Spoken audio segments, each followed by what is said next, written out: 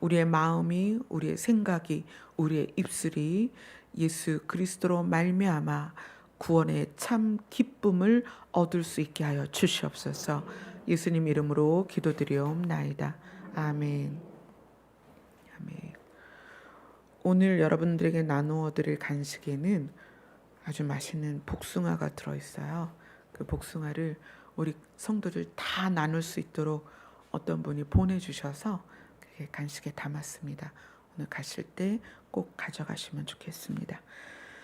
오늘 성경 말씀 사도행전 2장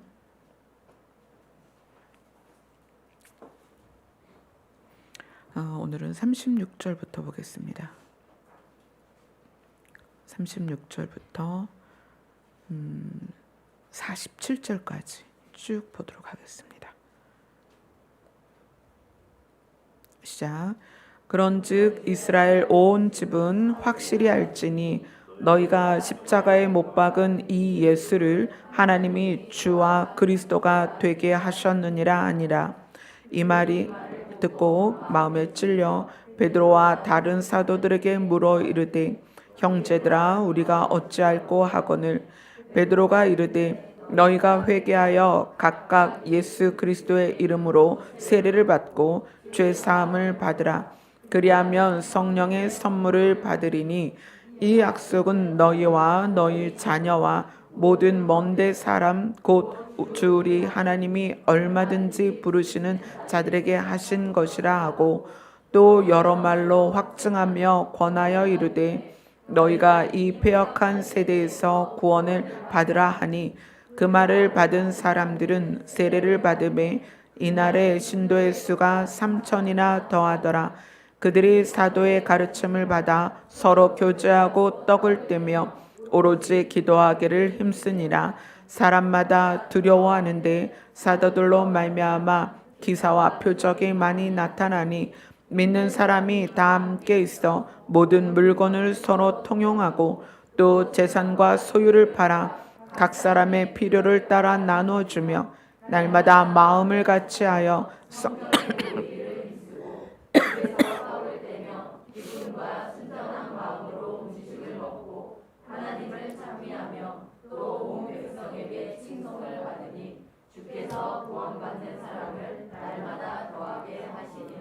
아멘.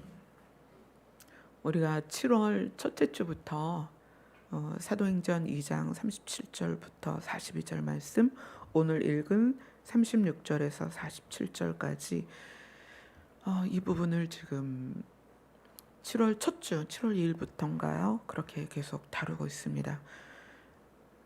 어찌 보면 짧은 부분이지만 이것이 성경 전체를 함축해서 너희가 왜 예수를 믿어야 되는지, 여기에서 패역한 세대에서 구원을 받으라. 구원을 받기 위해서 우리가 예수를 믿어야 된다. 그런데 예수를 믿으면 어떻게 되느냐? 세례를 통하여 우리의 양심이 회복이 된다. 그리고 또 성령을 선물로 받는다.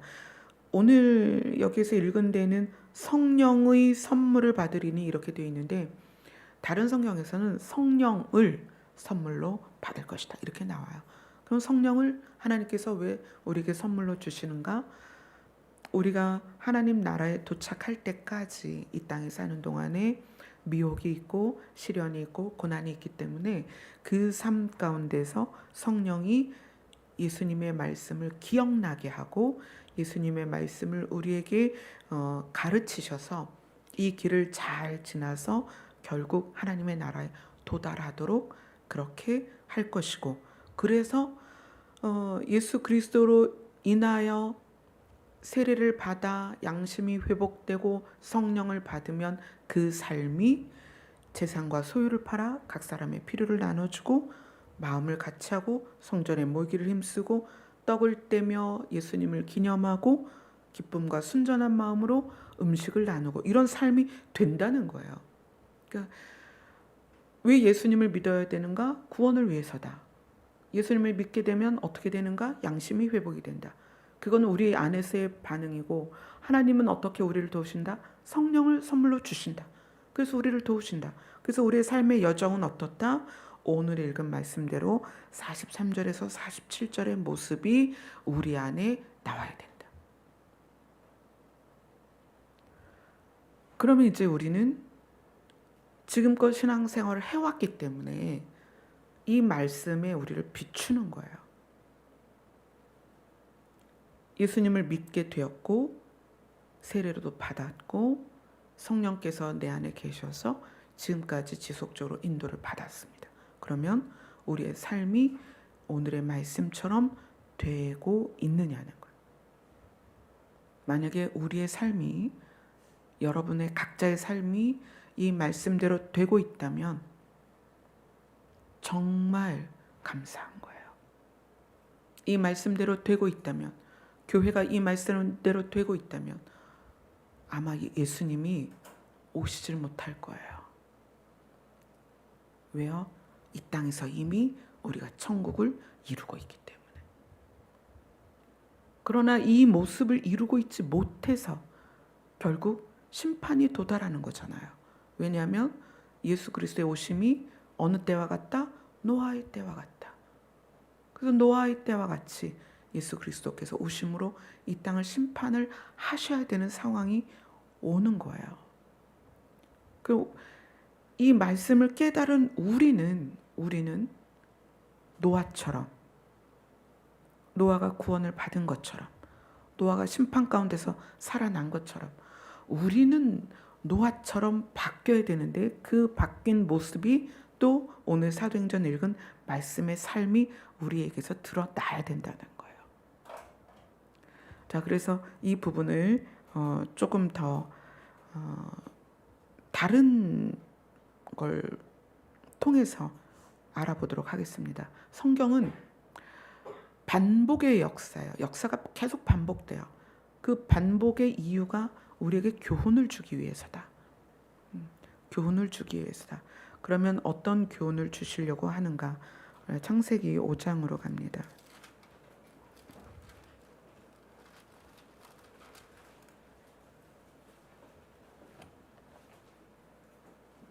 창세기 5장 21절부터 창세기 5장 21절부터 32절까지 같이 읽겠습니다. 시작. 에녹은 65세에 무두셀라를 낳고 무두셀라를 낳은 후 300년을 하나님과 동행하며 자녀들을 낳았으며 그는 365세를 살았더라. 에녹이 하나님과 동행하더니 하나님이 그를 데려가심으로 세상에 있지 아니하였더라. 무두셀라는 187세에 라멕을 낳았고 라멕을 낳은 후 782년을 지내며 자녀를 낳았으며 그는 969세를 살고 죽었더라. 라멕은 182세에 아들을 낳고 이름을 노아라 하여 이르되 여호와께서 땅을 저주하심으로 수고롭게 일하는 우리를 이 아들이 안위하리라 하였더니 라멕은 노아를 낳은 후 595년을 지내며 자녀들을 낳았으며 그는 777세를 살고 죽었더라. 노아는 500세 된 후에 셈과 함과 야벳을 낳았더라. 그리고 창세기 6장 9절을 읽겠습니다. 시작. 이것이 노아의 족보니라. 노아는 의인이요 당대의 완전한 자라. 그는 하나님과 동행하였으며. 그리고 창세기 6장 11절입니다. 시작. 창세기 7장 11절입니다. 시작. 노아가 600세 되던 해 둘째 달 곧 그 달 11의 날이라. 그날에 큰 기품의 샘들이 터지며 하늘의 창문들이 열려. 네. 아담은 하나님께서 에덴에서 태어나서, 그러니까 하나님의 손으로 만들어졌죠. 하나님이 하나님의 영을 직접 넣어서 아담을 만드셨습니다. 그렇게 태어난 아담이 몇 살까지 살았냐면 930살까지 살았어요. 네? 아담이 930살까지 살면서 아담 이후에 태어난 뭐 가인도 있고 아벨도 있고 셋도 있고, 가인의 후손이 있었을 것이고 아벨은 죽었으니까 그 다음에 셋이 태어난 다음에 셋의 후손들이 있었을 것이고, 아담은 자기가 귀로 듣고 말할 수 있는 기간 동안에는 자기 앞에 있는 자기의 자손들, 그때 세상에 살고 있는 모두는 아담의 자손이죠. 아담의 후손이에요. 그러면 아담의 뭐 증손녀도 있을 것이고 증손자도 있을 것이고 계속 있을 거 아니에요. 아담이 그들에게 옛날에 하면서 무슨 얘기를 들려줬을까? 아담이 에덴을 쫓겨나서 저주받은 땅에서 살면서 가시와 엉겅퀴를 내는 그 땅을 일구면서 땀이 흐르지 않으면 먹을 것을 얻을 수 없는 저주 가운데 자기의 자손들이 밭을 가르며 농사를 지으며 목축을 하며 그렇게 지내는 자기 자손들을 얼마를 바라봤냐면 930년을 바라봤다는 거예요. 그 930년 동안에 많은 자손들이 태어났는데 그 자손들과 마주 앉게 되면 옛날에 나는 어떻게 태어났는지 아니? 난 아버지가 없어. 나는 엄마도 없어. 내가 눈을 떴을 땐 하나님이 계셨어. 내가 눈을 떴을 땐 이 땅에 아무도 없었단다. 내가 숨을 쉴 때 이 땅에 있었던 것은 너무나 아름다운 것이었어. 씨 가진 열매와 씨 맺는 채소들이 날마다 푸르게 자라고, 어느 날 하나님이 나에게 말씀하셨다. 여기 지나가는 동물들을 봐라. 너무나 예쁘지 않니? 저들의 이름을 네가 지어줘라. 그래서 내가 저들의 이름을 지었단다. 제가 왜 말인 줄 아니? 내가 말이라고 불렀거든. 쟤는 토끼야. 왜 토끼인 줄 아니? 내가 토끼라고 이름을 지었거든. 그러면서 아담은 자기의 후손들에게 옛날에 나는 에덴에서 살았단다. 그곳에 그 아름다운 나무들과, 너희는 못 봤을 거야. 난 거기에서 생명나무도 보았어. 그 생명나무의 열매를 먹으면 안 죽는데. 아담은 930년을 살면서 자기 자손들에게 그 이야기를 들려줬습니다. 그 930년의 기간 안에 누구가 포함이 됐냐면, 오늘 여러분과 같이 읽은 창세기 5장의 21절 에녹이라고 나오죠. 창세기 5장 21절에 에녹은 이렇게 나와요. 에녹이 있을 때에도 아담이 살아 있었습니다. 너무 신기하지 않아요? 저는 그런 느낌이 들어요. 에녹이 아담 할아버지를 맨날 쫓아다녔을 것 같아요. 할아버지. 에덴 동산 이야기를 다시 들려주세요. 에덴이 어떤 곳이었어요?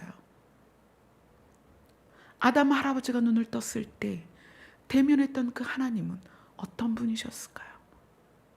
다시 들려주세요. 하나님이 진짜 계시잖아요. 하나님이 이 우주 만물을 다 만드셨잖아요. 하나님에 대해서 들려주세요. 아마 예상하기로는 아담의 후예들 중에, 아담의 후손들 중에 가장 하나님에 대하여 궁금했던 사람이 에녹이 아니었을까 싶어요. 그래서 이때는 아담 할아버지가 너무 나이가 들어서 아마 허리가 굽을 수도 있고 아니면 걷기가 힘들었을지도 몰라요. 그런데 그 에녹은 그 아담 할아버지로부터 에덴의 이야기를 들었다는 거예요. 아담이 마주했던 하나님, 그 하나님의 음성,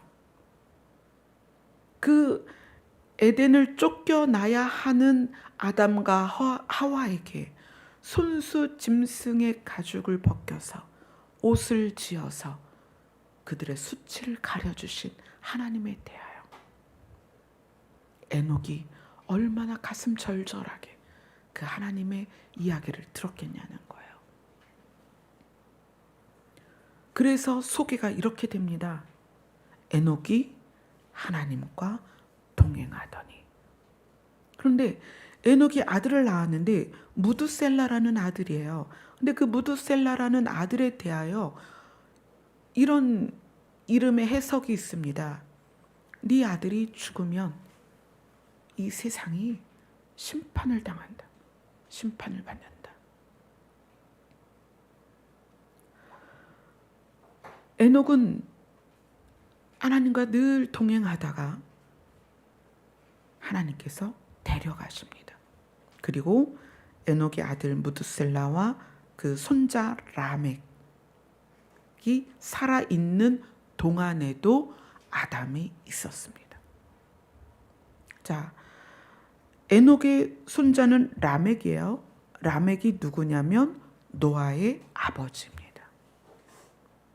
그러니까 무두셀라와 라멕이 살아있는 기간에 아담이 살아있었고 그 다음에 아담이 죽었습니다. 죽고 나서 누가 태어났냐면 노아가 태어났다는 거예요. 근데 노아가 태어났을 때 라멕이 182세에 노아를 낳고 나서 이렇게 얘기합니다. 여호와께서 땅을 저주하심으로 수고롭게 일했던 우리들이 이 아들로 인하여 보호를 받게 될 것이다. 또 평안을 얻게 될 것이다. 이렇게 이야기를 합니다. 노아는 아담을 본 적이 없었습니다.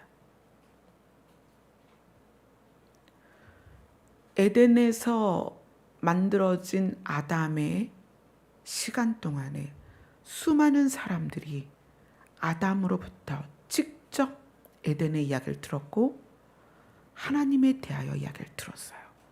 근데 그 중에서 유일하게 하나님과 동행하였다라고 표현된 것은 에녹뿐입니다. 그리고 아담이 죽습니다. 아담이 죽고 나서 누가 태어나냐면 노아가 태어나요. 노아가 태어나서 노아가 500세 된 후에 셈과 함과 야벳을 낳고 그리고 600세 되던 해에 홍수가 날 때까지 노아가 뭘 했어요? 방주를 지었잖아요.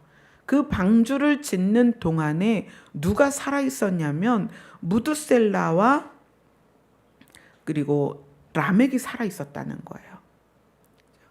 무두셀라와 라멕은 누구와 겹치냐면 아담과 겹치는 사람들입니다.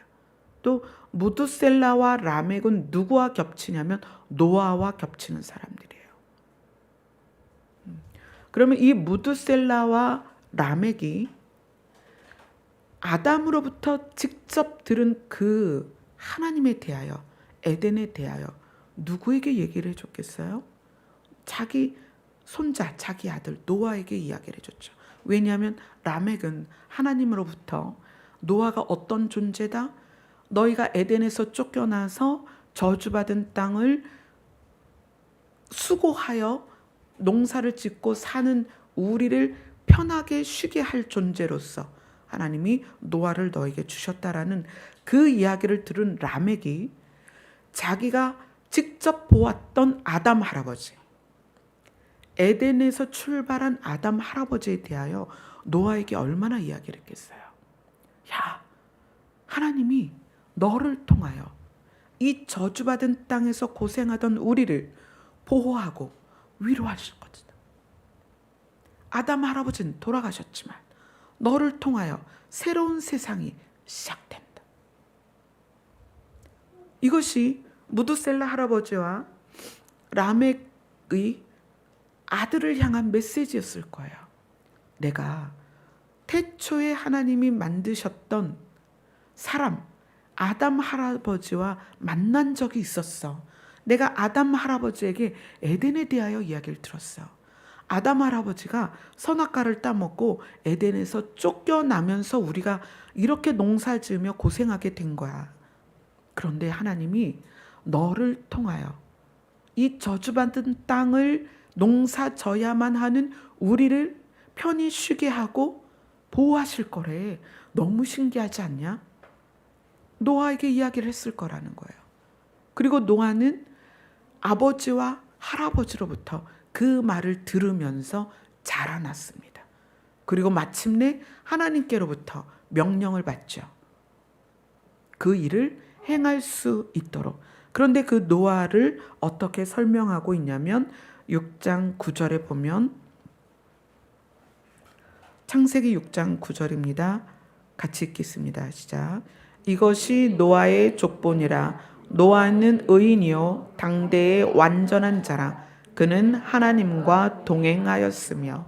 네, 노아에 대해서 그렇게 표현합니다. 의인이고 당대의 완전한 자고 하나님과 동행하였다.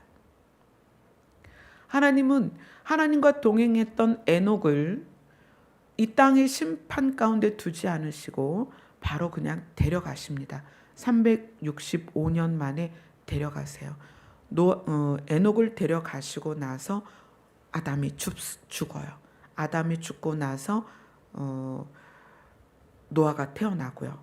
그리고 노아에게 새로운 세상을 열 것을 라멕에게 미리 계시를 하십니다. 에녹과 노아의 특징은 하나님과 동행하였다. 이렇게 표현이 돼요. 하나님과 동행한 사람으로 표현되는 경우는 개인적으로는 에녹과 노아밖에 없습니다. 하나님과 동행하였다. 그런데 하나님과 동행한 사람의 특징이 뭐냐면 산채로 데려가거나 심판 가운데 살리셨다는 거예요. 그럼 우리가 이제 마지막 때를 살아가는 세대로서 주의 오심을 우리가 이제 정말 가까이 오셨다라고 말할 수밖에 없는 이 시대를 살면서 에녹의 동행과 노아의 동행이 우리에게는 너무나 중요하다는 거예요. 에녹은 어떻게 동행을 했으며 노아는 어떻게 동행을 했을까? 그래서 우리도 어떻게 동행을 하면 될까? 이제 그거에 포커스를 맞추게 되는 거죠. 동행이라는 단어는 우리가 쉽게 이해하기는 이제 함께 걷는 거예요. 동행, 함께 간다 또는 함께 행동한다 이렇게 표현할 수 있죠. 근데 에녹과 노아의 하나님과의 동행은 너무나 큰 결과를 가져왔다는 거예요. 하나님은 에덴에서 출발한 아담이 930년을 살게 하시고 그 다음에 아담이 죽은 다음엔 노아를 통해서 아담의 시대를 끝냅니다. 그리고 노아의 시대가 시작이 돼요. 노아의 시대가 시작이 되면서 노아의 의인이요 당대의 완전한 자며 하나님과 동행하던 그 삶이 쭉 유지된 게 아니었어요. 유지된 게 아니라 하나님은 그래서 또 다른 세대를 일으키십니다. 창세기에서. 그게 누구냐면 창세기 12장으로 갑니다.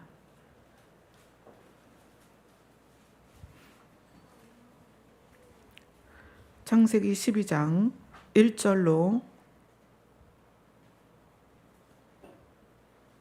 5절입니다.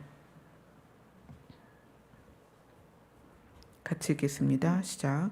여호와께서 아브라함에게 이르시되 너는 너의 고향과 친척과 아버지의 집을 떠나 내가 내게 보여줄 땅으로 가라. 내가 너로 큰 민족을 이루고 내게 복을 주어 내 이름을 창대하게 하리니 너는 복이 될지라. 너를 축복하는 자에게는 내가 복을 내리고 너를 저주하는 자에게는 내가 저주하리니 땅의 모든 족속이 너로 말미암아 복을 얻을 것이라 하신지라. 이에 아브라함이 여호와의 말씀을 따라 갔수. 롯도 그와 함께 갔으며 아브라함이 하란을 떠날 때에 75세였더라. 아브라함이 그의 아내 사레와 조카 롯과 하란에서 모은 모든 소유와 얻은 사람들을 이끌고 가나안 땅으로 가려고 떠나서 마침내 가나안 땅에 들어갔더라. 아담의 세대가 끝나고 노아의 세대가 시작돼서 노아의 세대가 유지가 되다가 하나님은 아브라함이라는 사람을 부릅니다. 그러면 이 노아는 언제까지 살았느냐? 아브라함이 50대가 될 때까지 살아 있었어요. 너무 신기하죠? 아담은 노아의 아버지와 할아버지가 살아있는 동안에 지속이 됐고요. 아담의 시대가 끝난 다음에 노아가 태어나면서 노아는 아버지와 할아버지로부터 아담에 대한 이야기를 듣습니다. 에덴에 대한 이야기를 듣는다는 거예요. 그 노아가 모두가 심판당하는 가운데에서 방주를 통하여 구원을 받죠. 8사람만 구원받습니다. 노아를 통하여 새로운 시대가 시작이 돼요. 근데 그 노아를 통하여 새로운 시대가 시작이 되어서 하나님과 동행하던 삶이 유지가 되었다면 얼마나 좋았을까요? 근데 그게 유지가 되지 않죠. 바로 노아는 술을 먹고 그 죄의 값들이 이제 자손들에게 내려갑니다. 그러면서 하나님은 노아의 마지막, 노아의 끝에 아브라함이 태어나게 하시죠. 그래서 노아가 죽을 때 그 당시에 아브라함이 50대였어요. 그리고 하나님은 그 아브라함을 부르십니다. 내가 너를 이끌어 갈 텐데 너에게 보여줄 땅으로 가라. 그리고 아브라함이 하란을 떠났을 때가 75세였고 그리고 아브라함은 어디로 들어갔어요? 가나안에 들어갑니다. 이렇게 해서 아브라함의 시대가 시작이 돼요. 쭉 아브라함의 시대가 시작이 되면서 하나님은 뭐에 계속 집중하시냐면 땅에 대한 이야기를 하십니다. 아브라함에게 약속을 하세요. 내가 너에게 땅을 줄 것이다. 거기서 너의 자손이 영원히 살게 될 것이다. 이렇게 이제 땅에 대한 이야기를 하세요. 아브라함 세대 전까지는 하나님은 노아의 세대에서는 정화되고 새롭게 된 그 인류에 대한 아마 희망이 있었을 거예요.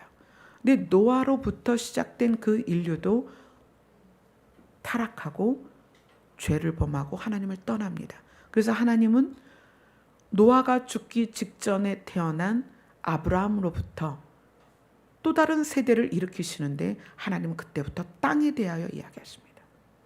내가 너희를 땅으로 인도할 것이다.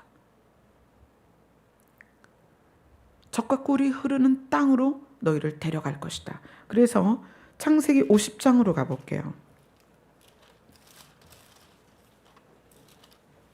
창세기 50장. 이게 창세기 마지막 장이에요. 창세기 50장 24절을 읽겠습니다. 창세기 50장 24절부터 26절까지 읽을게요. 시작. 요셉이 그의 형제들에게 이르되 나는 죽을 것이나 하나님이 당신들을 돌보시고 당신들을 이 땅에서 인도하여 내사 아브라함과 이삭과 야곱에게 맹세하신 땅에 이르게 하시리라 하고 요셉이 또 이스라엘 자손에게 맹세시켜 이르기를 하나님이 반드시 당신들을 돌보시리니 당신들은 여기서 내 해골을 메고 올라가겠다 하라 하였더라. 요셉이 110세의 죽음에 그들이 그의 몸에 향재료를 넣고 애굽에서 입관하였더라. 아브라함이 가나안에 들어갔더라. 그렇게 말한 창세기에서 창세기 마지막 장 마지막 부분이 뭐냐면 애굽에서 많은 큰 민족을 이룬 이스라엘의 중추적인 역할을 했던 요셉이 죽는 순간에 그 요셉이 무엇을 말하냐면 하나님의 약속을 말한다는 거예요.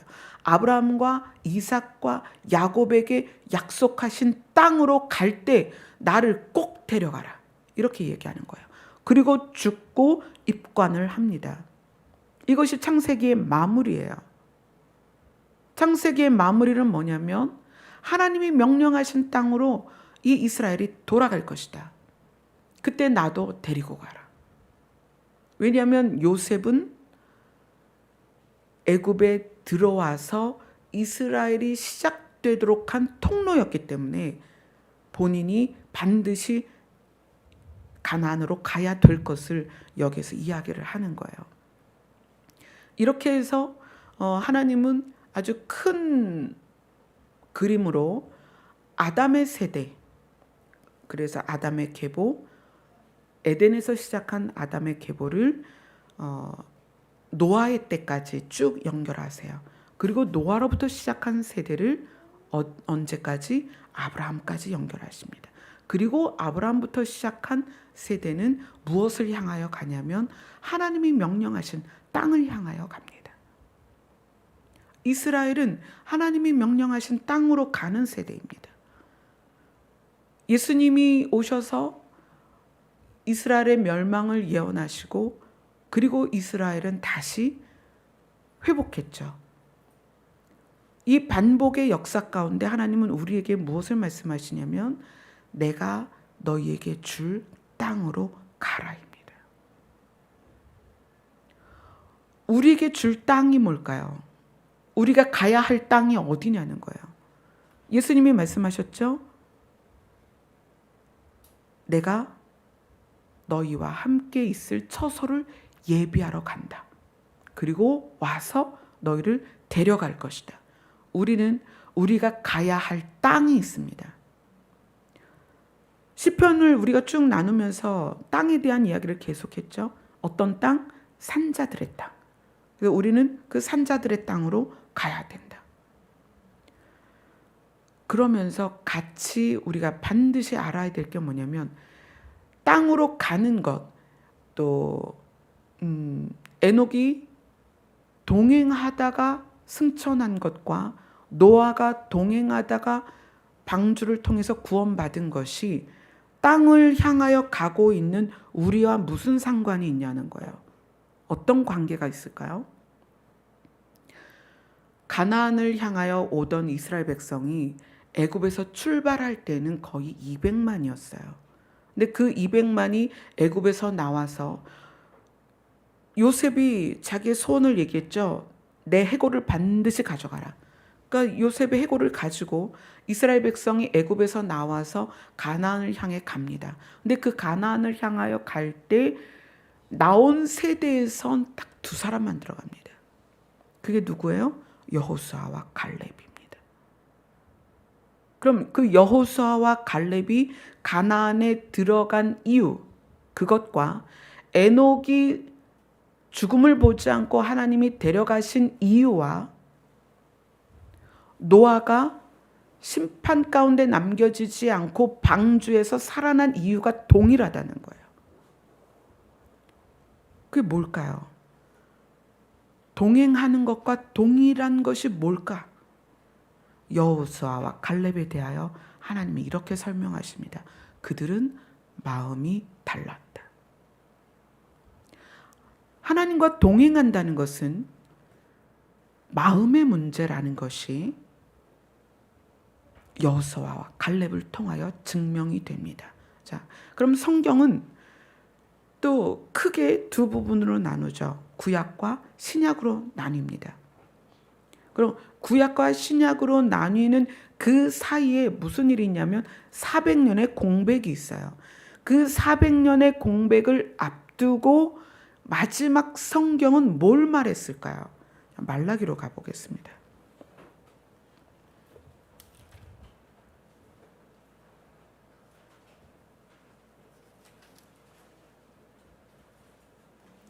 말라기 2장 1절로 9절까지입니다.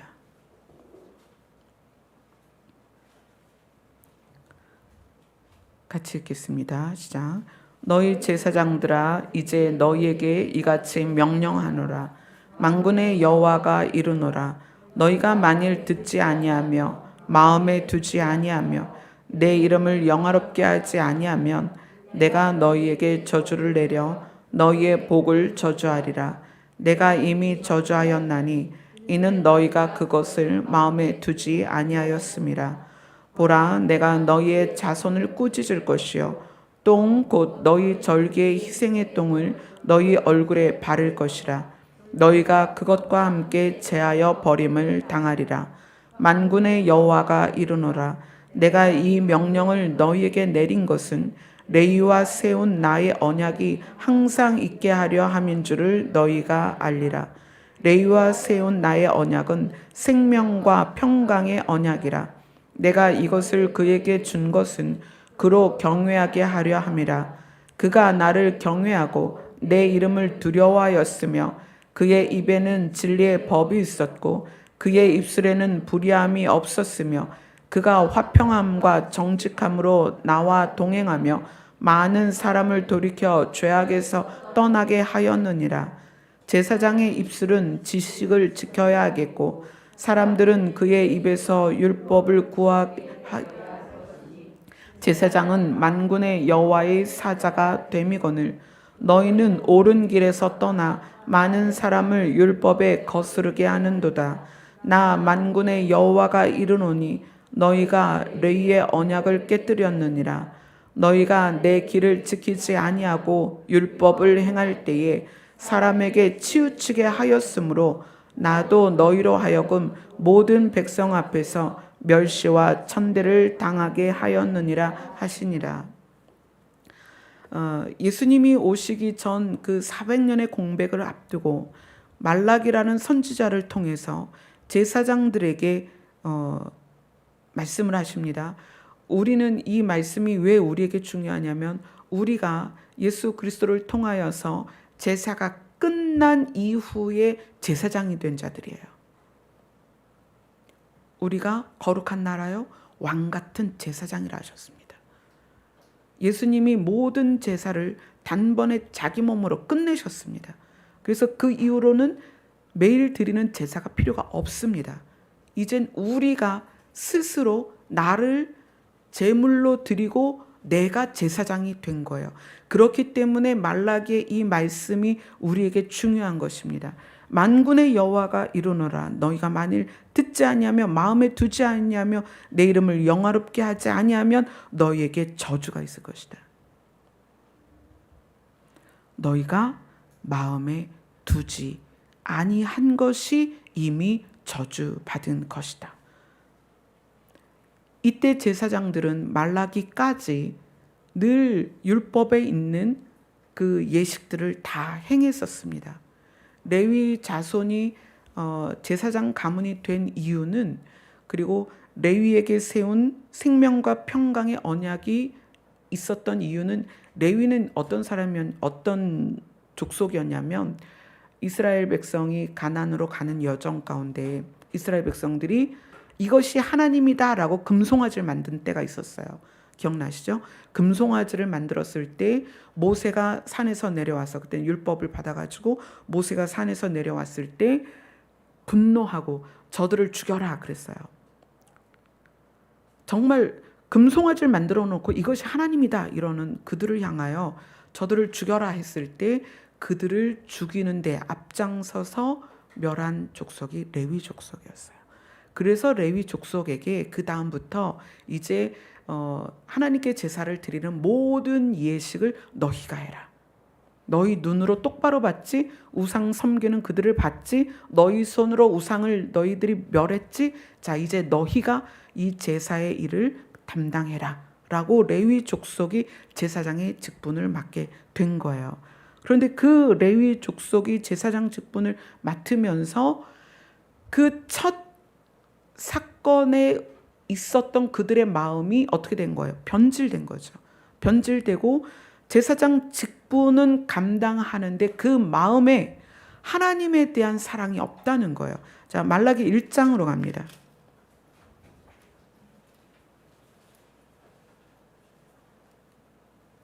말라기 1장 1절 2절을 같이 읽겠습니다. 시작. 여호와께서 말라기를 통하여 이스라엘에게 말씀하신 경고라. 여호와께서 이르시되 내가 너희를 사랑하였노라 하나 너희는 이르기를 주께서 어떻게 우리를 사랑하셨나이까 하는도다. 나 여호와가 말하노라. 에서는 야곱의 형이 아니냐. 그러나 내가 야곱을 사랑하였고. 네, 거기까지. 하나님께서 이스라엘을 향하여 내가 너희를 사랑한다. 그리고 사랑했고 지금도 사랑하고 앞으로도 사랑할 것이다. 그러나 이스라엘은 뭐라고 말하냐면 하나님이 우리를 사랑하신 증거를 보여주세요. 하나님이 우리를 어떻게 사랑하셨습니까? 누구의 모습과 일치돼요? 애굽에서 나와서 가나안에 도착하도록 그 여정을 갔던 이스라엘 사람들이 똑같았다는 거예요.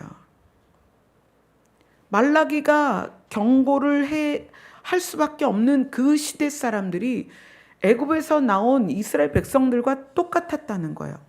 뭐죠? 불평하고 불만하고 하나님이 계시다면 어떻게 우리가 이런 일을 경험할 수 있고 어떻게 우리가 이렇게 될 수가 있고 어떻게 내가 이럴 수가 있냐고 불평 불만하는 모습이 말라기가 계시를 받아서 경고하는 때나 애굽을 나와서 이스라엘을 가는 그때나 똑같았다는 거예요. 그런데 그렇게 마음으로 하나님께 불평과 불만을 하면서 지금 뭐라는 거예요? 제사를 지내고 있는 거예요. 하나님이 나를 사랑한다는 거를 부정하고 하나님이 나를 언제 사랑했어요? 어떻게 사랑했어요? 증거를 보여보세요. 이렇게 불평불만하면서 지금 뭐라는 거예요? 제사를 지내고 있다는 거예요. 1장 6절을 같이 읽겠습니다. 자, 내 이름을 멸시하는 제사장들아, 나 만군의 여호와가 너희에게 이르기를 아들은 그 아버지를 종은 그 주인을 공경하나니 내가 아버지일진데 나를 공경함이 어디 있느냐? 내가 주인일진데 나를 두려워함이 어디 있느냐 하나 너희는 이르기를 우리가 어떻게 주의 이름을 멸시하였나이까 하는도다. 하나님을 향하여서 하나님이 내가 너 사랑한다 했을 때 하나님이 우리를 사랑한 증거를 보이세요. 하나님이 우리를 어떻게 사랑했어요? 이렇게 이야기를 하면서 하나님이 너희가 나를 멸시하는구나 했을 때는 우리가 언제 하나님을 멸시했어요?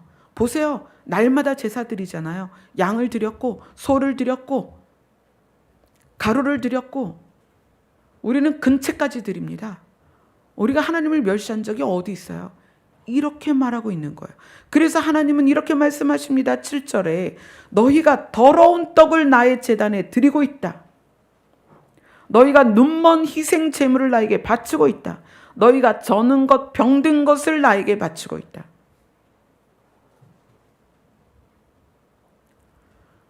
실제로 율법 안에서 제물을 하나님께 드릴 때 저는 것 병든 것 가지고 갈 수가 없어요. 절대 그렇게 할 수 없어요. 그러나 하나님이 그들에게 더러운 떡이다, 저는 것, 병든 것을 나에게 바치고 있다라고 말씀하시는 것, 눈먼 희생 제물을 바친다고 말씀하시는 건 그 제물 안에 그들의 마음이 없었다는 거예요. 하나님과의 관계가 틀어졌다는 거예요. 여호와께서 이르시되 내가 너희를 사랑하였다. 내가 너희를 사랑한다. 그런데 그것에 대하여 받아들이지 않는 거예요. 관계가 어긋난 거예요. 그런데 여전히 뭐라는 거예요? 여전히 소를 드리고 양을 드리고 그러는 거예요. 그래서 하나님이 야 너네 나를 지금 멸시하는 거야. 아니 우리가 멸시한 적이 언제 있었어요? 우리 매일 제사 드리고 있잖아요. 이렇게 얘기를 하는 거예요. 그래서 말라기를 통하여 이렇게 말씀하시는 거예요. 마음에 두지 아니하면 너희가 저주를 받을 것이다. 그러면 에녹의 동행과 노아의 동행과 이 말라기에서 말하는 마음에 두는 것이란 건 무엇이냐?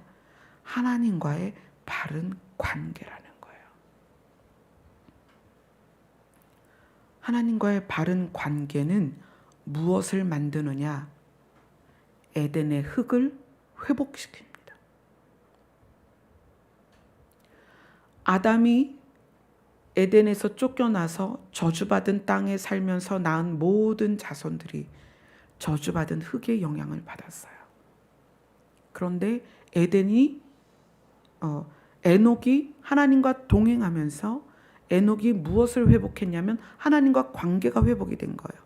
하나님과 관계가 회복이 되면 어떻게 되냐면 그 근본, 하나님으로부터 출발했기 때문에 우리 안에 들어와 있는 영이 근본이신 하나님을 만나면서 회복이 되는 거예요. 근데 영이 어디에서 활동한다? 마음에서 활동한다. 마음에서 활동하니까 마음이 회복이 되는 거예요. 자, 노아는 늘 하나님과 동행하던 자입니다. 아버지로부터 할아버지로부터 아담에 대한 이야기를 들었고 또 자기 자신의 이름이 만들어질 때 하나님이 심판을 말씀하신 걸 알고 노아가 계속 하나님과 동행하는 거예요. 그럼 하나님의 동행은 무엇에서 드러나느냐? 노아가 하나님과의 관계가 정상적이라는 거예요. 하나님과의 관계가 정상적이면 그것이 무엇에 반영이 된다? 마음에 반영이 된다. 그래서 우리의 마음이 출발한 하나님의 본질과 같아진다. 그래서 바울이 말하는 거죠. 우리에게 너희는 그리스도의 장성한 분량까지 성숙해져야 된다. 신앙생활은 어떤 거냐면 우리의 마음의 상태가 출발한 본질과 같아지는 게 신앙생활입니다. 그리고 그런 자들에게 회복된 에덴의 땅으로 인도하시는 거예요. 그러니까 에덴에서 태어난 아담은 에덴과 가장 같은 성분을 가지고 있었죠. 우리는 저주받은 땅에서 태어났습니다. 그러나 우리가 성령을 통해서 우리의 질이 하나님의 나라의 특성과 같아지면 우리는 그 나라로 가게 됩니다. 그래서 다윗에게 하나님이 알려주신 게 산자들의 땅에 대한 이야기예요. 산자들의 땅. 우리는 그 땅의 형질로 바꿔줘야 됩니다. 사실은 원래 그랬기 때문에 이거는 회복이라는 단어를 써야 돼요. 그래서 성경이 이스라엘이 가나안으로 돌아오는 것을 계속 표현하고 있죠. 가나안을 회복하는 것, 가나안으로 돌아오는 것. 그럼 우리는 하나님의 나라로 가야 되는데 그것은 회복이다. 상태적인 회복과 질적인 회복을 우리가 이루어야 되는 거예요. 상태적인 회복은 출발한 곳으로 돌아가는 게 상태적인 회복이고요. 질적인 회복은 마음에서 일어난다. 그래서 하나님과의 동행은 마음의 변화다. 아멘. 그러면 삶에서는 어떻게 나타나느냐? 하나님의 마음으로 삶이 이루어지는 것이 하나님과 동행하는 것이다. 다시 말하면 예수님처럼 사는 것, 예수님처럼 행동하는 것, 예수님처럼 말하는 것, 예수님처럼 생각하는 것, 이것이 동행이다. 아멘. 아멘. 예수님이 밭에 대한 이야기를 하세요. 그래서 좋은 밭이 말씀이 심어졌을 때 열매를 맺는다. 열매를 맺지 못하면 그 나무는 찍어서 던질 것이다. 그럼 이 마음이 얼마나 중요한 거예요. 좋은 마음이어야 나무에 열매가 맺는다. 복음의 열매가 맺는다. 그러면 이 마음의 문제를 어떻게 해야 돼요? 정말 중요하다는 거예요. 말라기에서 말하는 제사장들이 자기 직분을 열심히 감당하지만 그것은 나를 멸시하는 거다. 왜냐하면 하나님이 그들에게 사랑을 말씀하시는데 그들이 그 사랑을 받아들이지 않고 있기 때문에 하나님과의 관계가 어긋난 것입니다. 하나님의 관계가 어긋난 것은 마음의 문제가 해결되지 않았다는 거예요. 하나님과 관계가 형성이 제대로 되면 마음의 문제는 반드시 해결이 됩니다. 그 상태에서 드리는 예물이 어떤 예물이다? 깨끗한 예물이다. 정결한 예물이다. 자, 말라기 1장 11절을 보세요. 같이 읽겠습니다. 시작. 만군의 여호와가 이르노라. 해 뜨는 곳에서부터 해 지는 곳까지의 이방 민족 중에서 내 이름이 크게 될 것이라. 각처에서 내 이름을 위하여 분향하며 깨끗한 제물을 드리리니 이는 내 이름이 이방 민족 중에서 크게 될 것임이라. 자, 오늘 본문으로 갑니다. 사도행전 2장 39절 같이 읽겠습니다. 시작. 이 약속은 너희와 너희 자녀와 모든 먼데 사람 곧 주 우리 하나님이 얼마든지 부르시는 자들에게 하신 것이라 하고, 말라기에서 말한 해 뜨는 데부터 해 지는 데까지 먼 곳에 있는 이방 민족에게까지 그들이 깨끗한 제물을 드리게 할 것이다. 그들이 자기 자신이 깨끗한 제물이 될 것이다. 오늘 사도행전에서 베드로의 설교를 들은 사람들이 그렇게 변한 것입니다. 주 우리 하나님이 얼마든지 부르시는 그 사람들에게 하나님이 약속을 주셨는데 그 약속이 뭐냐? 예수께서 우리의 메시아가 되셨다.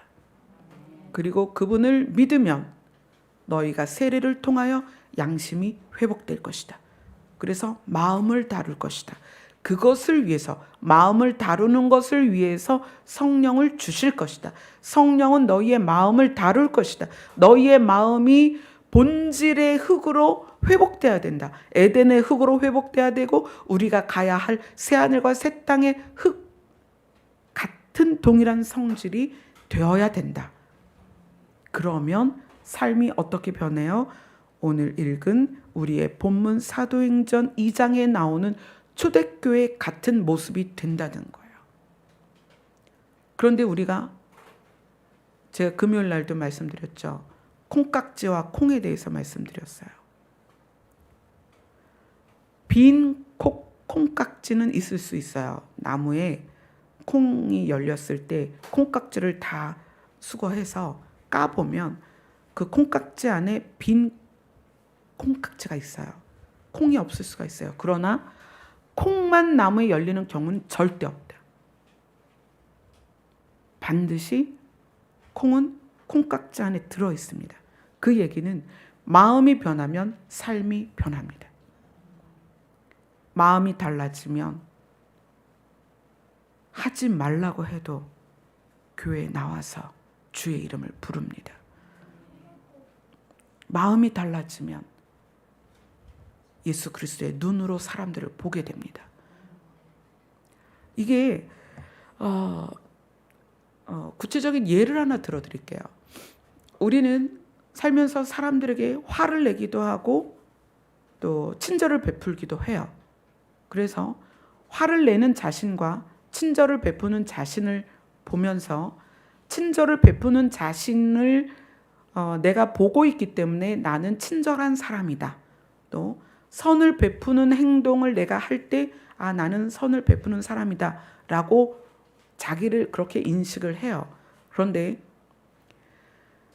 마음이 변한 사람의 선은 어떻게 나타나냐면, 마음이 변한 사람의 선은 자기에게 잘못하거나 자기에게 불이익을 주거나 자기를 공격하는 사람에게까지도 부드럽게 대한다는 거예요. 마음이 변하지 않은 사람이 선을 베풀 수 있어요.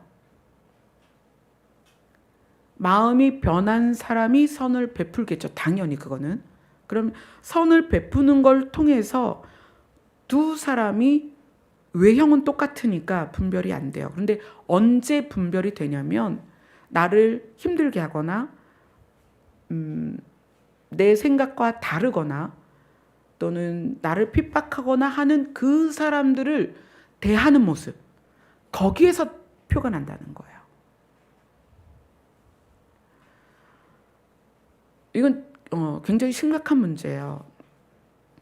여러분이 좋아하는 사람이나 여러분에게 잘해주는 사람에게는 여러분도 친절하죠. 좋은 걸 나눌 겁니다. 그렇죠? 그러면 그거는 자기 본 모습이 아닐 수 있어요. 자기의 본 모습은 어디서 나오느냐? 나를 힘들게 하고 나를 화나게 하고 또는 나를 고통스럽게 하는 사람에 대하여 내가 어떻게 반응하는가? 그게 진짜 나입니다. 그래서 겉모습을 훈련시켜서는 내 마음이 바뀌지 않습니다. 겉모습은 말라기의 제사장들처럼 얼마든지 훈련될 수 있다는 거예요. 그럼 여러분 자기 자신을 언제 점검을 해야 되느냐? 어떤 상황과 사건과 사람을 대할 때 내가 그를 미워하거나 업신여기거나 짜증내거나 함부로 대하거나 멸시하거나 막말을 하거나 눈을 흘기거나 냉대하거나 냉소를 퍼붓거나 또는 모른 채 하거나 때리거나 또는 욕을 하거나 여러분 그런 모습이 나한테 있는지 보셔야 됩니다. 여러분의 친절이 가짜일 수 있다는 거예요. 너희들에게 잘하는 사람에게 너희들이 선을 베푸는 건 불신자도 그렇게 한다고 이야기하십니다. 동행은 예수님처럼 행동하는 거예요. 그런데 예수님처럼 행동하는 게 무엇이냐? 마음에서 나와야 된다는 거예요. 말라기에서 하나님이 말라기 선지자를 통하여 제사장들에게 저주를 말씀하시는 게 뭐냐면 너희의 행동은 온갖 재물을 나에게 바치는 행동을 보이지만 너희의 마음은 무엇이냐는 거예요. 내가 너희를 사랑했다라고 말하지만 너희는 언제 우리를 사랑했냐고 반문하지 않느냐. 순결한 복음이 아니면 동행할 수 없다는 것은 어떤 의미냐면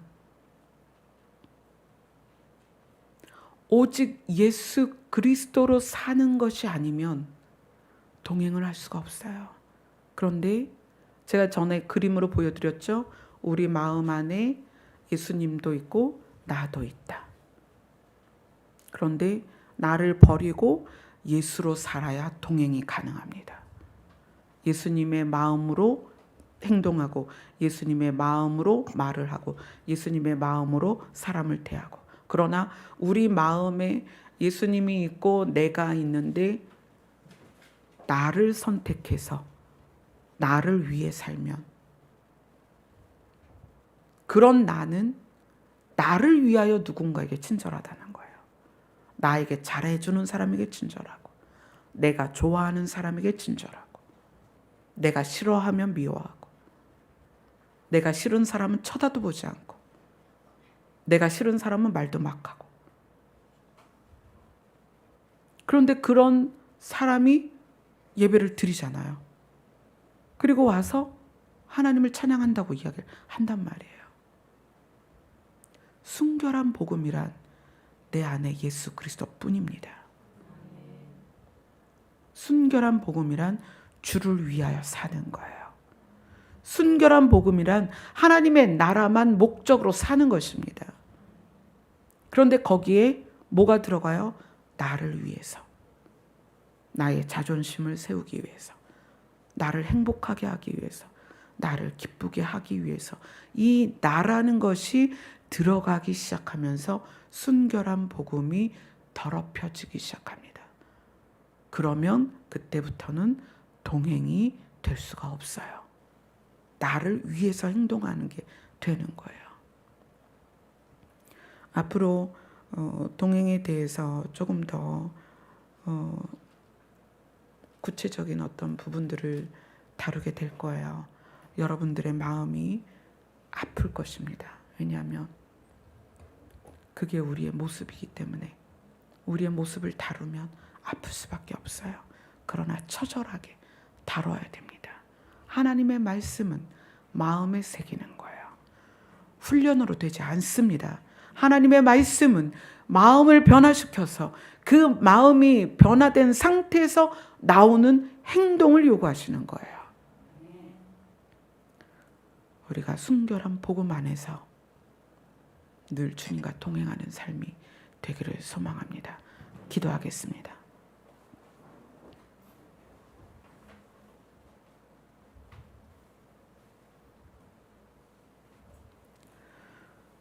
우리의 걸음과 우리의 말과 우리의 행동이 내 안에 있는 예수 그리스도로부터 출발하게 하여 주시옵소서.